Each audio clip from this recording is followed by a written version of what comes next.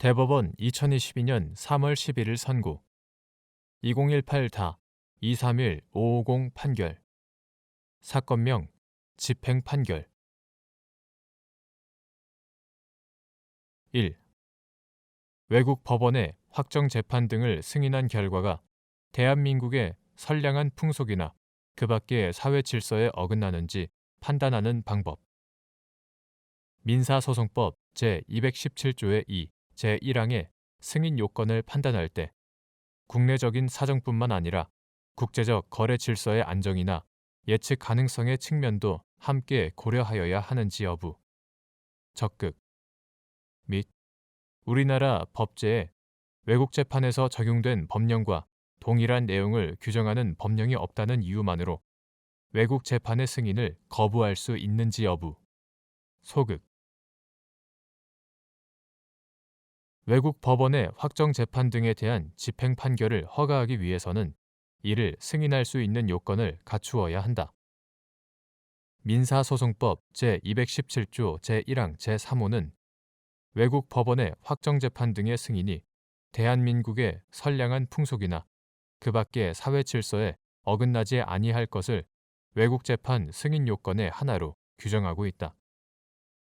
여기서 그 확정 재판 등을 승인한 결과가 대한민국의 선량한 풍속이나 그 밖의 사회 질서에 어긋나는지 여부는 그 승인 여부를 판단하는 시점에서 그 확정 재판 등의 승인이 우리나라의 국내법 질서가 보호하려는 기본적인 도덕적 신념과 사회 질서에 미치는 영향을 그 확정 재판 등이 다룬 사안과 우리나라와의 관련성의 정도에 비추어 판단하여야 한다. 민사소송법 제217조의 2 제1항은 법원은 손해배상에 관한 확정 재판 등이 대한민국의 법률 또는 대한민국이 체결한 국제조약의 기본 질서에 현저히 반하는 결과를 초래할 경우에는 해당 확정 재판 등의 전부 또는 일부를 승인할 수 없다라고 규정하고 있다. 이는 민사소송법 제217조 제1항 제3호와 관련하여 손해전보의 범위를 초과하는 손해배상을 명한 외국 재판의 내용이 대한민국의 법률 또는 대한민국이 체결한 국제조약에서 인정되는 손해배상 제도의 근본 원칙이나 이념, 체계 등에 비추어 도저히 허용할 수 없는 정도에 이른 경우 그 외국 재판의 승인을 적정 범위로 제한하기 위하여 마련된 규정이다. 또한 이러한 승인 요건을 판단할 때에는 국내적인 사정뿐만 아니라 국제적 거래 질서의 안정이나 예측 가능성의 측면도 함께 고려하여야 하고 우리나라 법제에 외국 재판에서 적용된 법령과 동일한 내용을 규정하는 법령이 없다는 이유만으로 바로 그 외국 재판의 승인을 거부할 것은 아니다. 2.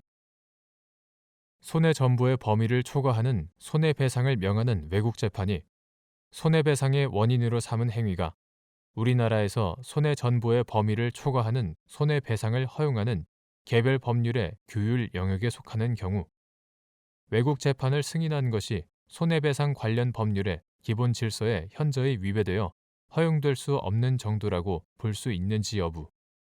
소극.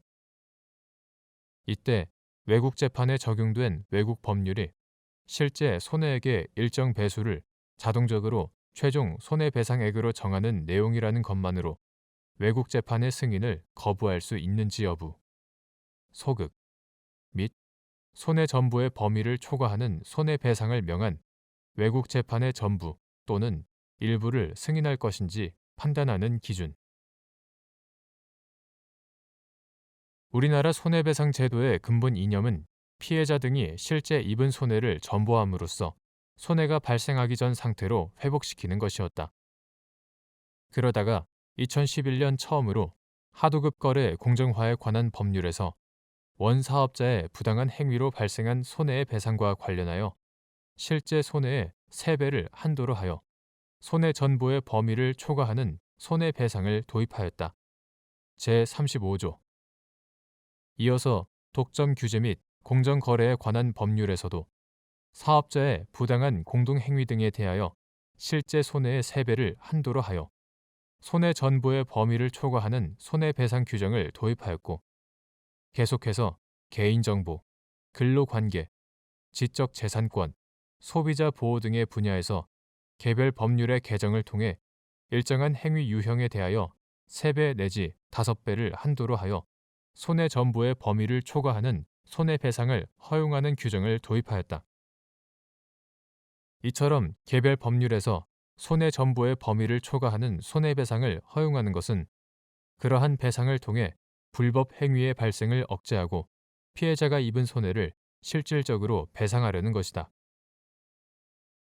이와 같이 우리나라 손해배상 제도가 손해전부를 원칙으로 하면서도 개별 법률을 통해 특정 영역에서 그에 해당하는 특수한 사정에 맞게 손해전부의 범위를 초과하는 손해배상을 허용하고 있는 점에 비추어 보면 손해전부의 범위를 초과하는 손해배상을 명하는 왜곡재판이 손해배상의 원인으로 삼은 행위가 적어도 우리나라에서 손해전부의 범위를 초과하는 손해배상을 허용하는 개별 법률의 규율 영역에 속하는 경우에는 그 왜곡재판을 승인하는 것이 손해배상 관련 법률의 기본 질서에 현저히 위배되어 허용될 수 없는 정도라고 보기 어렵다. 이때 왜곡재판에 적용된 왜곡 법률이 실제 손해액의 일정 배수를 자동적으로 최종 손해배상액으로 정하는 내용이라고 하더라도 그것만으로 그 왜곡재판의 승인을 거부할 수는 없고 우리나라의 관련 법률에서 정한 손해배상액의 상한 등을 고려하여 왜곡재판의 승인 여부를 결정할 수 있다. 요컨대 손해전부의 범위를 초과하는 손해배상을 명한 왜곡재판의 전부 또는 일부를 승인할 것인지는 우리나라 손해배상 제도의 근본 원칙이나 이념, 체계를 전제로 하여 해당 왜곡재판과 그와 관련된 우리나라 법률과의 관계, 그 왜곡재판이 손해배상의 원인으로 삼은 행위가 우리나라에서 손해전부의 범위를 초과하는 손해배상을 허용하는 개별 법률의 영역에 속하는 것인지, 만일 속한다면 그 왜곡재판에서 인정된 손해배상이 그 법률에서 규정하는 내용, 특히 손해배상액의 상한 등과 비교하여 어느 정도 차이가 있는지 등을 종합적으로 고려하여 개별적으로 판단하여야 한다.